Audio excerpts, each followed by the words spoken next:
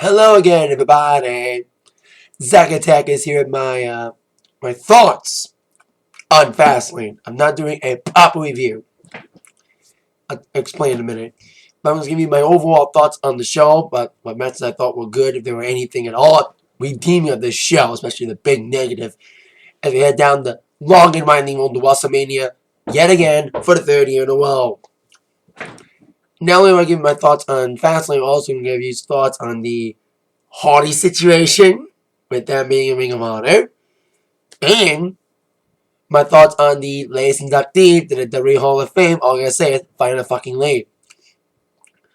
Now, let's get to the elephant. Fastlane. I didn't make a review last night because I was fucking pissed off.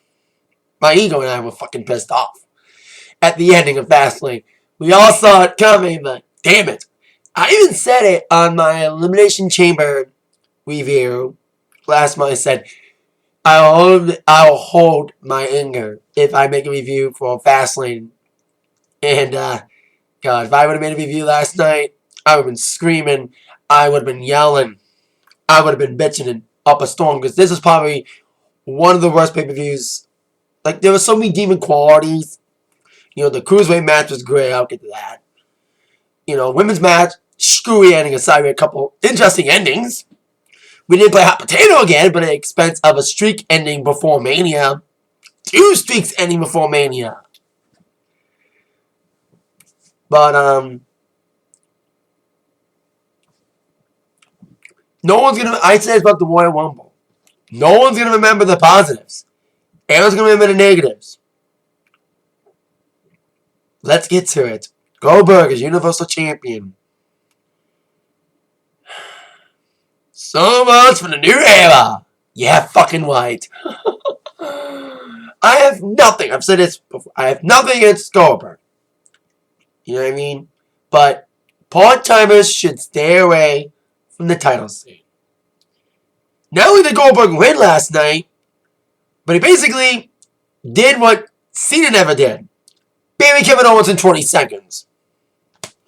I know Jericho got involved, which was the only positive in this. It enhances their feud a little bit. But why have that match be for the Universal title instead of the U.S. title? You know, that should be the match. Universal title should be on the line, not the U.S. title, which Jericho still holds. And I don't think he hasn't defended it yet.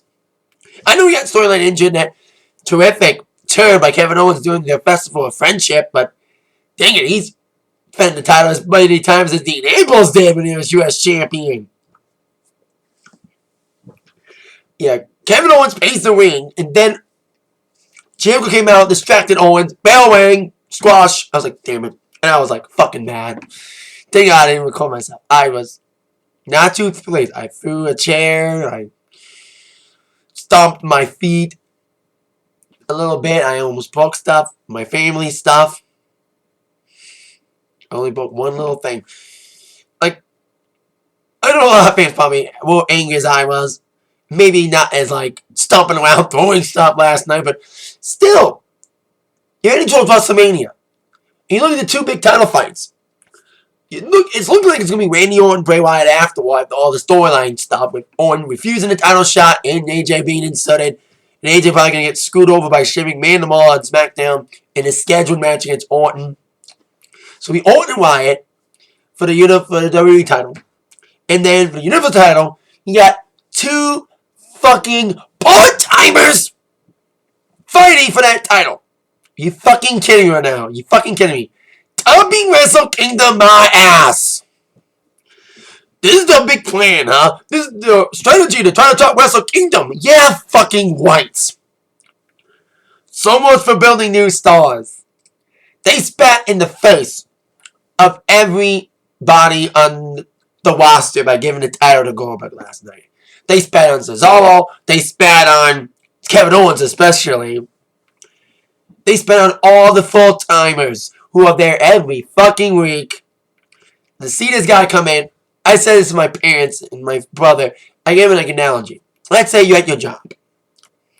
And you're supposed to get the biggest promotion in the world. You're on your way to get a big promotion. And then this guy comes back, after 10 years. He used to work for your company. And then he went away and he decided to come back after a long hiatus. And right off the bat, he gets a promotion over you. You know what I mean? Like a guy, basically, gone of the 10 years, just waltzes in and gets a big promotion over you. That's kind of going to happen. Goldberg just waltzed in after 12 years and gets the fucking Universal title. And not even wrestled us in 5 minutes. You know, because his last match was a minute at the Survivor Series. I don't count the one as a match because it's not really a match. You know what I mean? So, like, we don't mind part-timers coming in to say hi, you know, like, make an appearance or something, but we don't need part-timers in title situations. We've been through this one before. You know, Rock was a part-time champion. So was Lesnar. And the potential of letting Lesnar be a champion again makes me fucking sick. Because I made fun of Lesnar's title reign. I wanted Lesnar. Speaking of Lesnar, it was the only time I ever wanted Lesnar to come out in my life. So I wanted Lesnar so much to come out and screw Goldberg at that moment. And it never happened. Jericho can't even screw Owens. Now, their feud can be great. You know, it's been great. But in my mind, they deserve the Universal title more than Goldberg Lesnar. Lesnar and Goldberg should not be for a title. What does that add? It doesn't add anything. You know what I mean? Owens and Jericho had a more intriguing story going on. You know, their feud. That match deserved to be for the Universal title. Not fucking Goldberg Lesnar 3. And if that's the main event, there would be a fucking riot in Orlando. And there'd be 10, 20,000 people leaving. More than you did when Reigns won last year. It must be a 32. You know, 32 with a half roster was bad. Now you got a stacked deck. And it looked like maybe it could be another bad one. They needed a lot of selling. Especially on Raw tonight. Man, SmackDown is kicking your ass right now. SmackDown's got a great champion. And they don't play hot potato all the time with your women's title. Tag team division still need a lot of work. But SmackDown is a better show right now. And they fucking proved it tonight. Last night, should I say, with Raw's shitty pay-per-view. Now, there were some positives. Zayn and Joe should have been better. You know, it was a good opener, but it was too short for me. You know, there's some great brawling in there. Joe looked amazing in his main roster pay-per-view debut.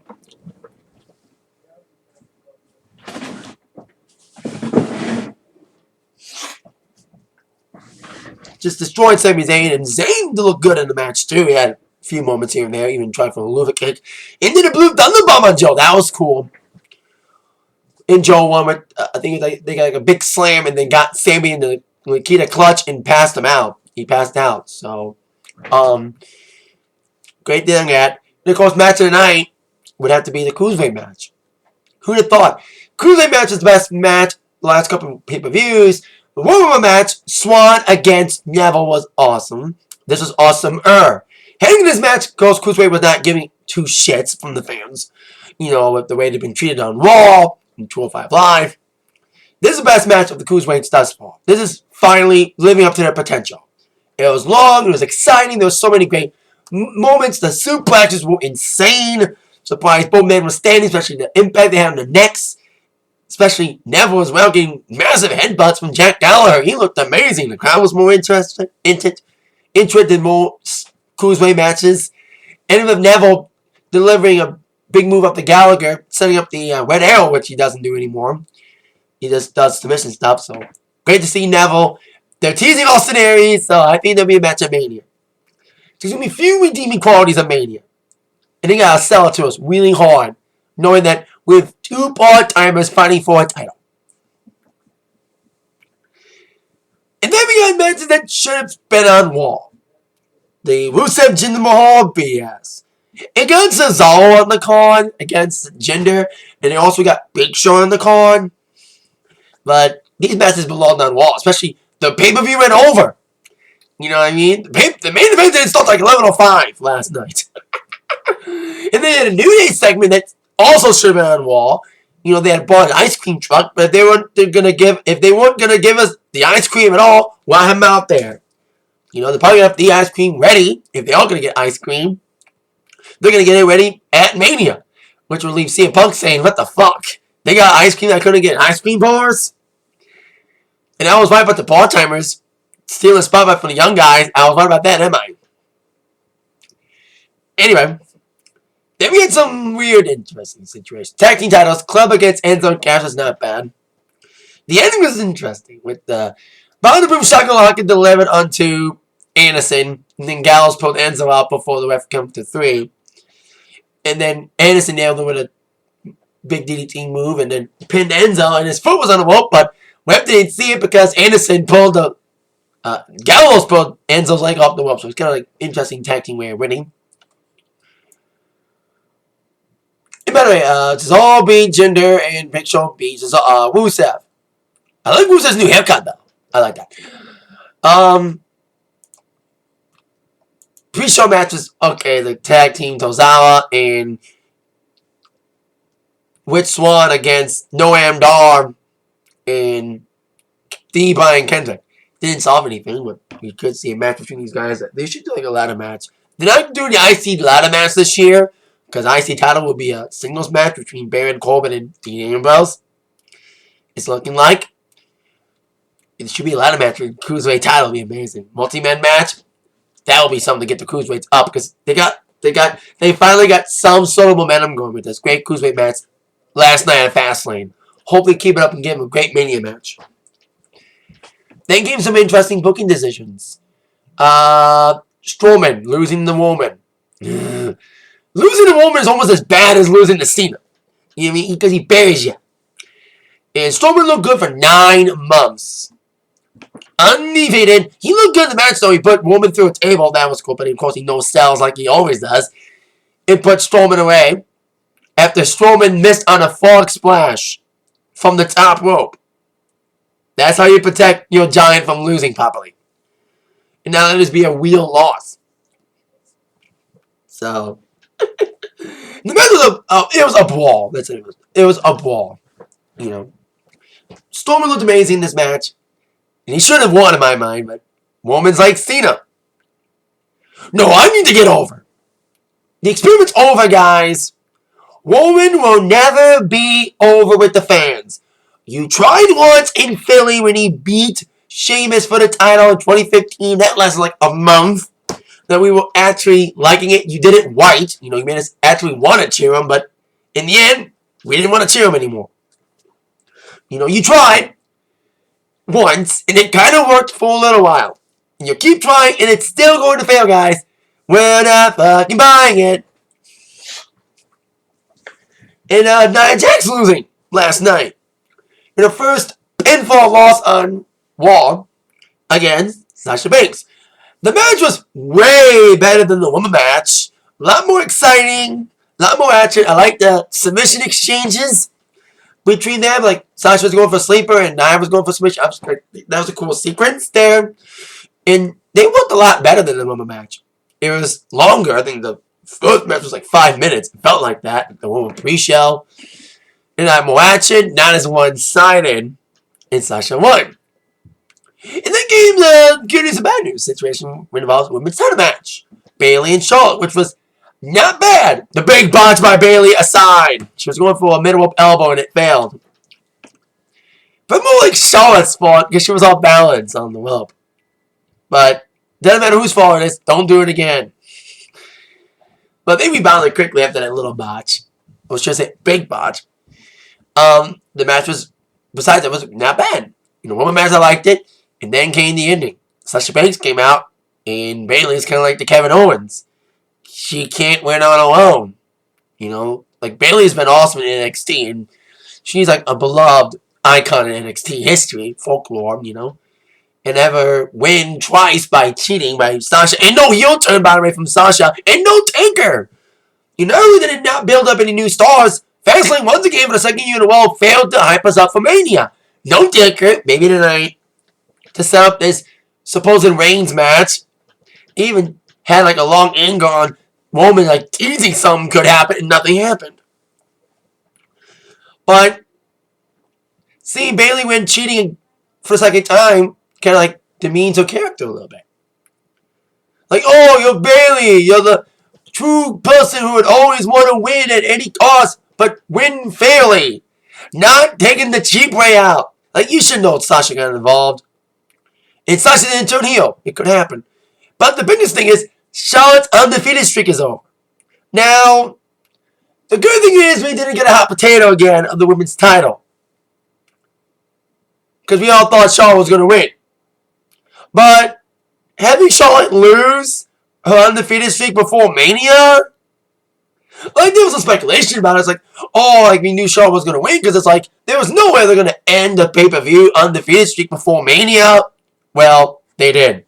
You know, Nia lost, Strowman lost, and Charlotte lost. So, kind of a weird situation to have your throwaway pay-per-view, maybe all these streaks ended. Heading towards Mania, it's like, there's no big payoff. You know, Charlotte losing at Mania won't mean as good. It would have been more special if Charlotte was the champion. You know, if you don't like, I don't like the hot potato. I've said that a couple times in my videos. But it would have made a lot of sense to make Charlotte be the hot potato. So the win at Mania would be so much sweeter for whoever gets to beat Charlotte. And end a streak at Mania. You know, they made a lot of mistakes last night. Bad booking mistakes. Goldberg being the biggest one. And if I were to rate the pay-per-view, I would rate it 5.5. Or maybe 5.5 or 6 last night if I would have properly given it a proper rating. You know, I would probably give Gallagher and Neville the highest rating, probably like 3.8, maybe 4.0. If I was to rate it. So, I will make a proper Mania review. I will promise you that. There will be a proper Mania review.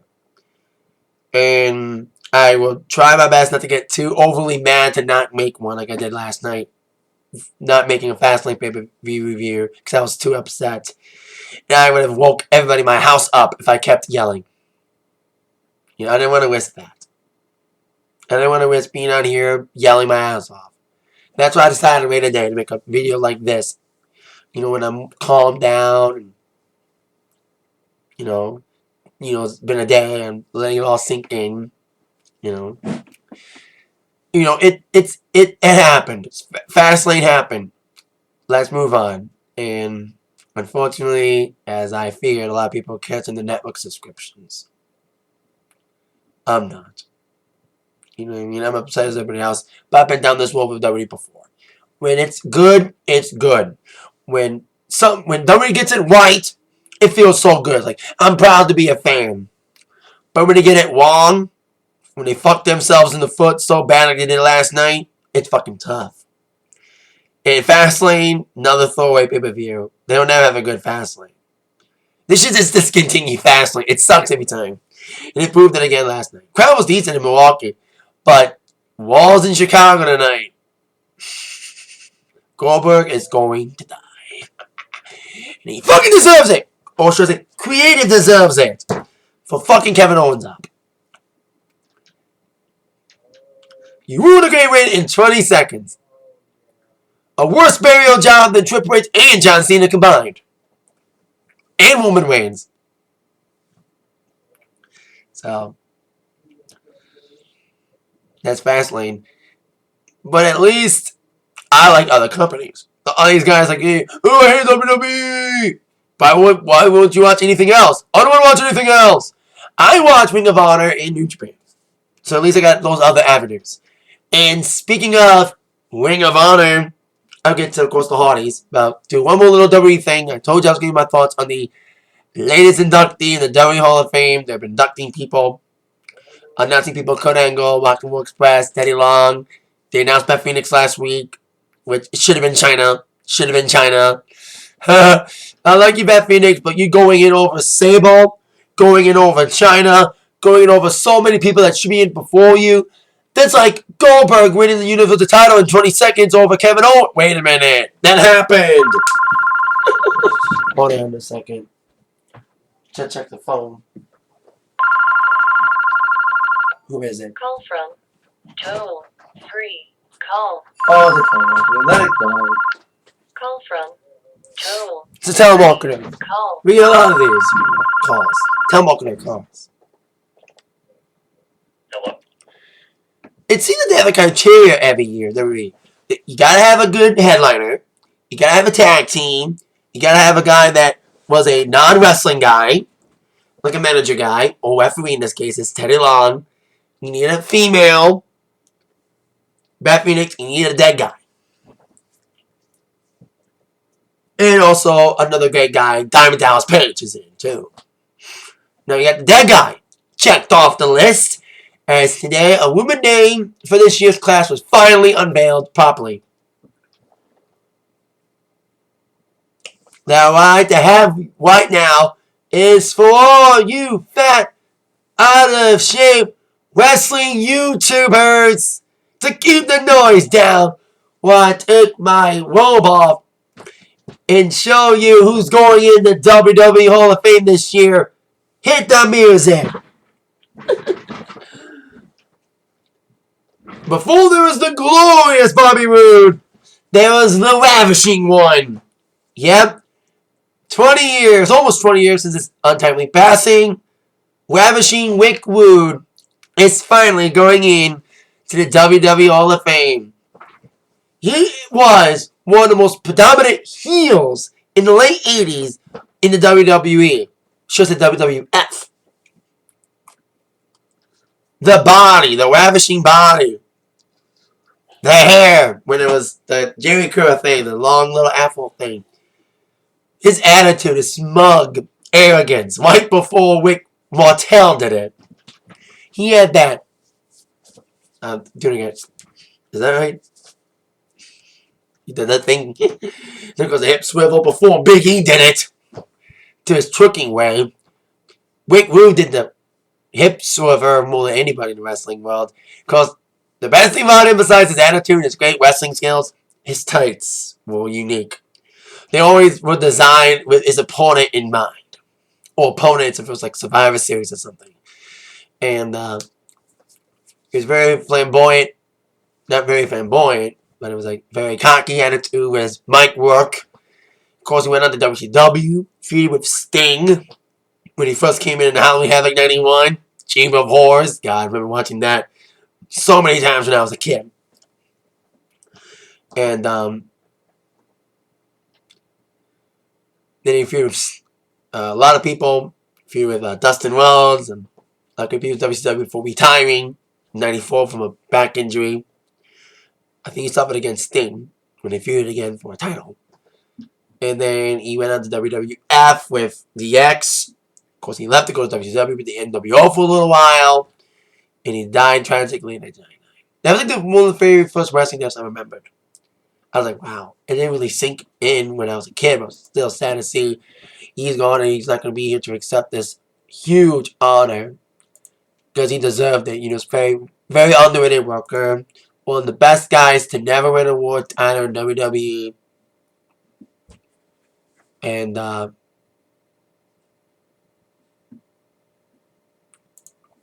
so congrats to you, Ravishing Wwe Fastlane. You finally get to make it, and you deserve it to be in the WWE Hall of Fame, class of 2017.